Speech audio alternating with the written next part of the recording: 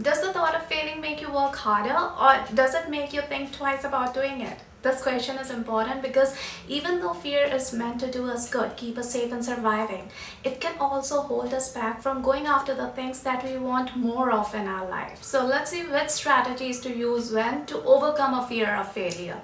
But for that to be optimally effective, we need to be aware of a couple of things, sort of lay the right foundations. So let's get them in place quickly first, okay? See, everything our brain does is aimed at making us survive longer. And so even though the things that stress us every day won't usually kill us on their own, our brain is stuck at a Stone Age level of evolution. And so it feels that if we are feeling stress about something, then it's a threat to our survival. And so it starts to catastrophize. It starts churning out all those worst case scenarios. And so little by little, eventually we become afraid of failure. Now, one way this can make us act is to start putting in more effort just to avoid failing, which obviously means better chances at success, right? Like the fear of failing in exams makes us study harder. Sure, as a result, we get better grades, but the bigger outcome is that we gain more knowledge. Like, can you imagine the quality of healthcare we would get if doctors were simply taken through the training with a degree at the end without having to pass any exams? Yeah, it does start to make better sense if we think about it like that, doesn't it?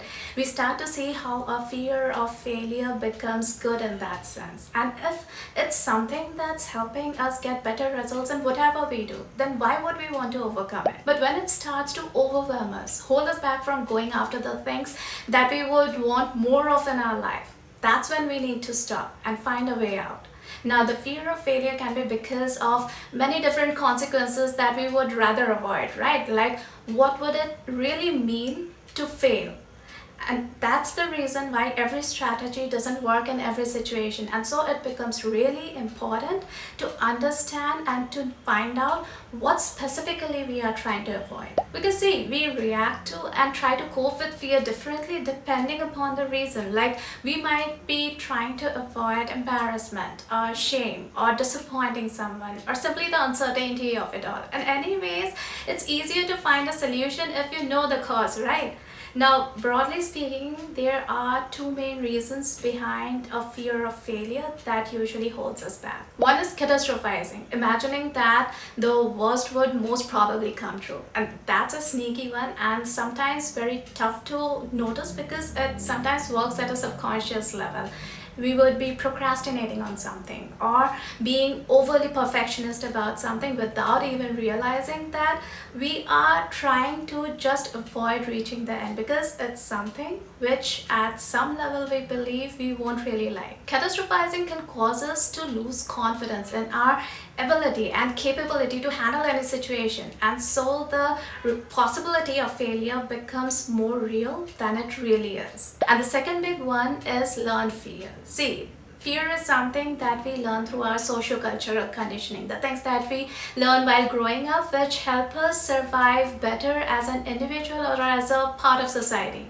You don't really see babies caring how many times they fall or who sees them falling when they are trying to learn. They don't know to be embarrassed about it, or that embarrassment is something that needs to be avoided, right? But somewhere along the way to becoming adolescents and adults, we pick up the idea that failing undermines our standing in a social setting. It shows that we are lacking in something, and so failure becomes something to be avoided at all costs. We start to hold back whenever we think we are going to fail because what would people think about us? What would it show about us? But the silver lining in all this is that as a fear of failure and rejection is a learned behavior, so obviously it can also be unlearned, right?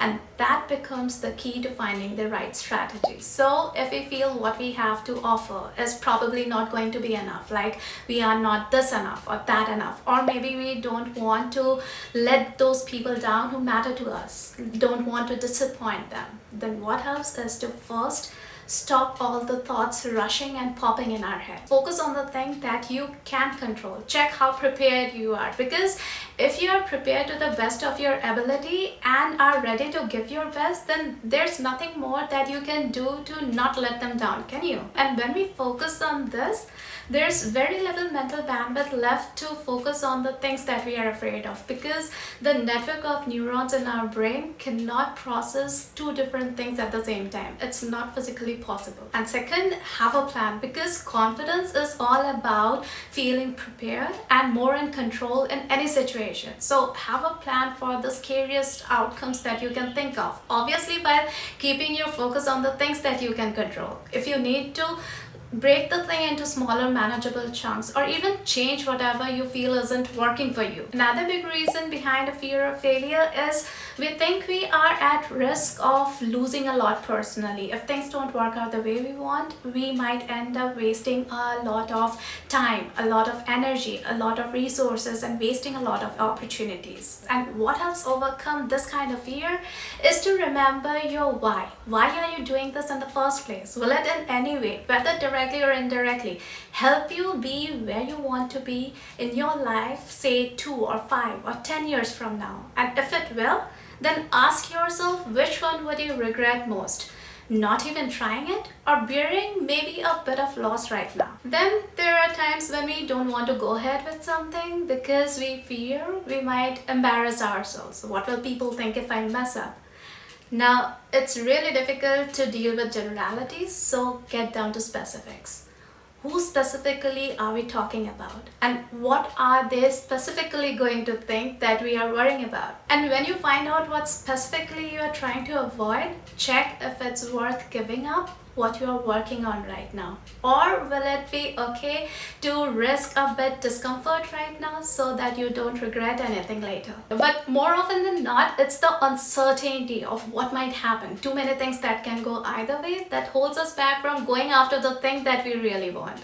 And interestingly, uncertainty is also the thing that kind of strings together all the other reasons we have been discussing right now. The fear of letting people down, of avoiding embarrassment, or the things that we stand to lose. So to deal with uncertainty better, go right over here, because this has got a more comprehensive action plan than I can squeeze in right now in the limited time left in this video.